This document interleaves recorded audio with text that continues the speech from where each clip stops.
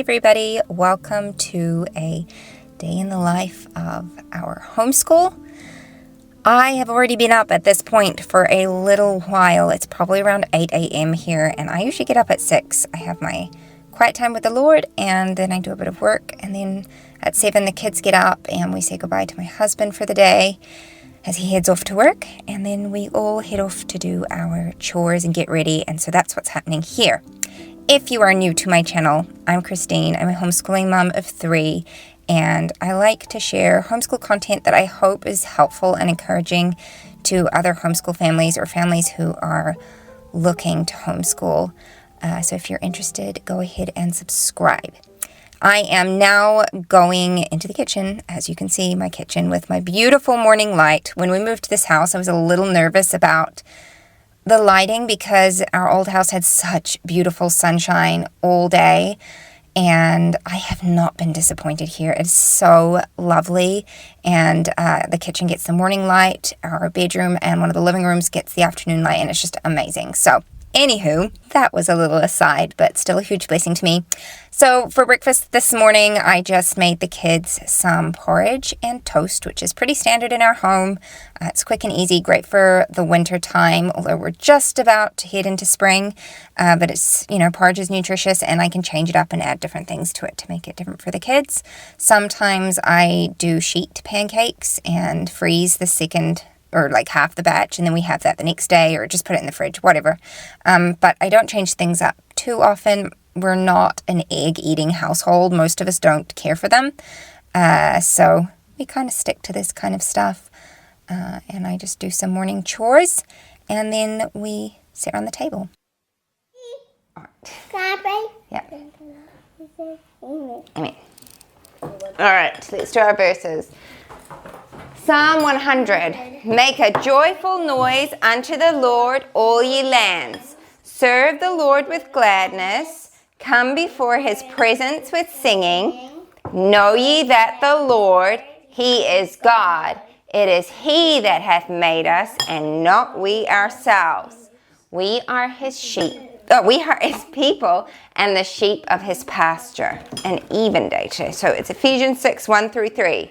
Children, obey your parents in the Lord, for this is right.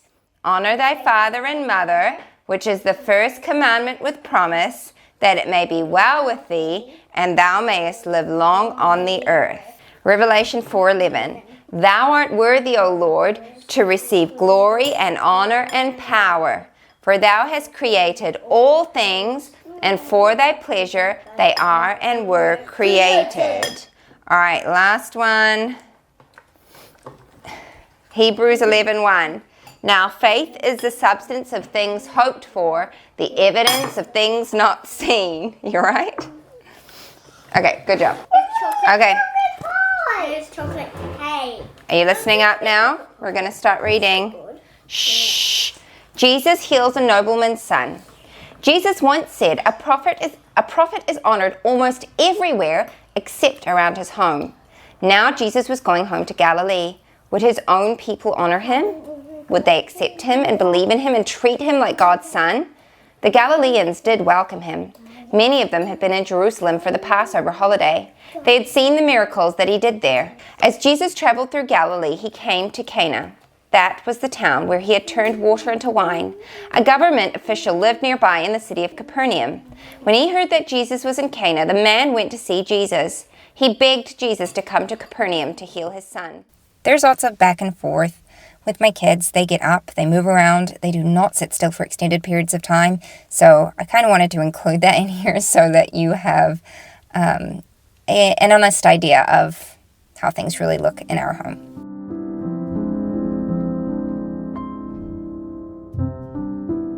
Is there nothing to be said about the cockroach which is kind? Praise or admiration is impossible to find. Spiderweb by Kay Ryan. From other angles, the fibers look fragile, but not from the spiders, always hauling coarse ropes, hitching lines to the best posts possible. It's heavy work every place, fighting sag, winching up, give. It isn't ever delicate to live. We are doing hibiscus. Hibiscus, not henna. Yes. So today we are reading. Anna loved the girls who sold oranges and plantains the most. Whole busloads of people stopped to buy their oranges. Motorbikes pulled over for plantains. Those girls shouted and screamed and laughed and talked to everybody. They ran after passing cars for money held out of open windows. They fought off goats who ate the plantains.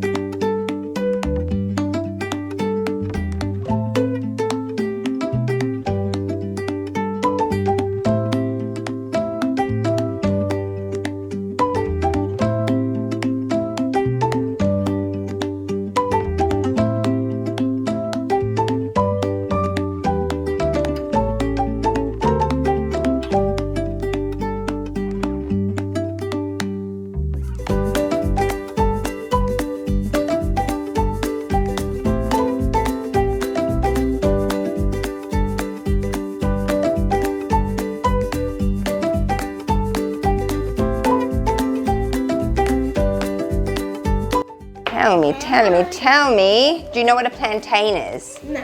It's a banana that is used for cooking. So it's not one that you just eat normally. You have to use it in cooking because I think it's quite hard and sour. And do you know what polio is? No. Polio is a virus that can cause paralysis. So it can make you paralyzed. So you can't use your legs or your arms and stuff like that. Why did Anna Hibiscus want to sell oranges?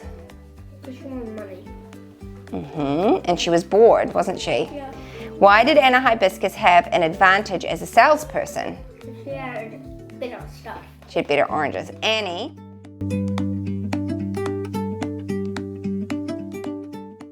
Once we finish breakfast, I do a couple more chores, which includes getting some laundry on because we all know that is the job that never ends. It's just like this forever thing in our home. So that is what I am doing here. And then I go ahead and start prepping for our school day.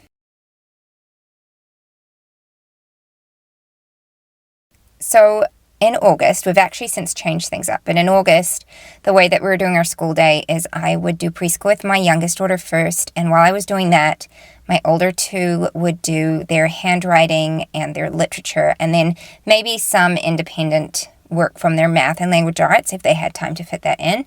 But that is how I would set things up. I've since changed things, and I will be sharing an update on that and how it looks. And obviously you'll see it in future day in the life videos of our homeschool.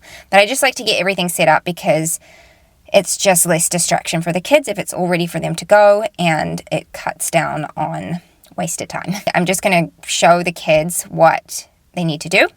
And that means hopefully fewer questions while I'm trying to work with my preschooler, and it just allows them to get on with it, basically.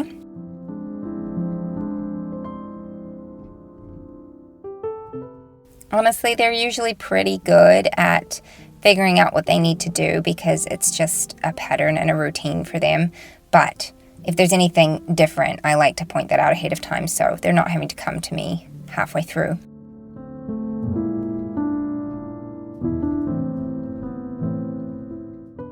And then it's time for preschool. And oh my word, I have loved this year of preschool with my youngest daughter. She's 4, very soon to be 5. And this year we've been using a combination of the Good and the Beautiful preschool and Sunlight.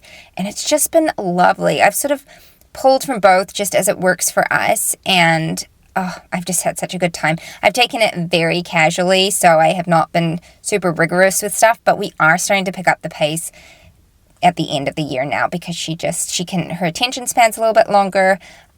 She's starting to retain her letter sounds better.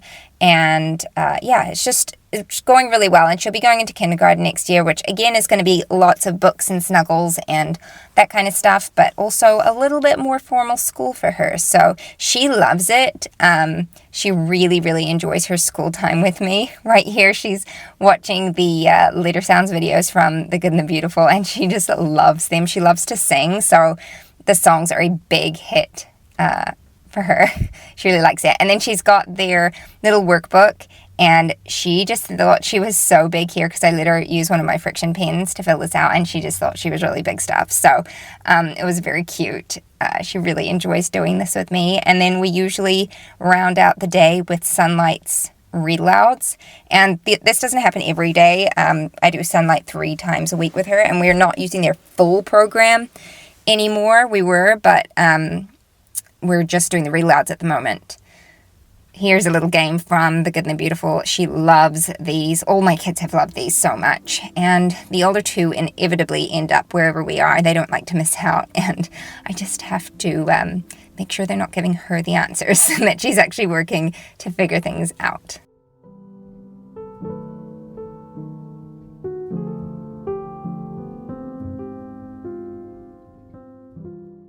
So lots of snuggle time on the couch. I'm probably just super nostalgic, I don't know, just sentimental about this stage because she's my youngest, and I'm very cognizant of the fact that these days are fleeting and it just goes by far too quickly. So I'm really, really enjoying preschool this year. And then to finish up, we are now doing history, and we do this very informally. I just do the read alouds from Sunlight and ask them the questions, and then we will also move on to science from Sunlight. They've been a great fit for our family this year, and the kids have learnt a lot and really enjoyed it. And then it's morning tea time, and so the kids go take a break and have a snack. I have a cup of tea, and then we move back into independent subjects. So I actually filmed this video here and shared it with you guys already on my channel. This was doing grade 3 math with confidence with my son. So if you want to check that out, I will leave a link for you. But he enjoys his math a lot. So I work with him while my daughter's doing any independent work she needs to finish off. Like there's independent portions in both her language arts and math. And so she'll work on that while I work with him. And then we will switch around. So we did math, and then we were doing language arts. It doesn't usually take any more than about 20 to 30 minutes for each child to do the teaching of both subjects. So now I'm doing language arts with Annie and just going through her lesson from The Good and the Beautiful. She's in level 1 at the moment. And then we moved on to first grade math with confidence, and she's just done so well on this curriculum this year. She has just really grown in her numerical literacy and is just doing really fantastic with it. Both of my kids love the games in the curriculum, and she's learned so much. Well, guys, that is a wrap on our day in the life for homeschool. Our day definitely isn't done. It's actually just past 12. It's 10 minutes past 12. So the rest of the day is a home day, which I love home days the most because I get the most done. And I also get to sort of like just re-energize because I'm an introvert. Having the home day where I'm not like doing a ton of peopling is really helpful to me. So I am now going to be cleaning up our school supplies. There's not a ton left. I just sort of go through our workbooks and put those away. And I have got to bake some muffins, and I've got to bake a loaf of bread. And every Monday, I try focus on one of the bedrooms to do a little bit more of a deep clean. And so my youngest daughter's bedroom is going to be done today. I'm going to go up there and change her sheets and just do like wipe down of surfaces, a good vacuum, that kind of thing. And then I'm hoping to head out to my studio and work a little bit more out there on renovation stuff. So, excuse me. The pollen is like driving me nuts at the moment. Spring is here and I'm very grateful for it, but my goodness, I've never seen so much pollen before. It's everywhere. So I keep coughing and stuff like that. It's great. Anyway, that is a day in the life. That's like a full day for us at the moment because I'm not doing everything for morning virtues at the moment. I will get back into that, but since we moved, I just haven't had a chance to fully go over that. The kids are currently, I think one of my youngest daughter is playing reading eggs. I'm going to go and pry that from her hands and pray that we go okay with that transition because it's been a rough morning. And then the kids will have lunch and then they'll go play for a bit. They're going to have some rest time this afternoon usually it's around from 2 to 3, and then I let them watch something for an hour, and then it's cleanup time at 4:30. As a family, we go through like just the general living areas of the home and do a cleanup. And we're kind of transitioning out of this phase now, but before they were bringing firewood for the fire so we could have that lit in the evening. We're probably not going to use that this week because it's quite warm this week. And just like shutting down the house for the night, pretty much, like making sure all the afternoon chores are done, and then they can just go play. So that is a wrap. Do you want to come say goodbye to everyone? Annie's on her roller skate. She's been roller skating a lot lately. Hey, you love it. Yeah. So thank you for watching our day in the life video. Yeah, we appreciate you guys. If you have any questions, leave them down in the comments below, and I'll see you in my next video. Bye-bye. If the world had more of your smile, what if the wind could spread your love? What if your sweetness could reach everyone? There'd be no war.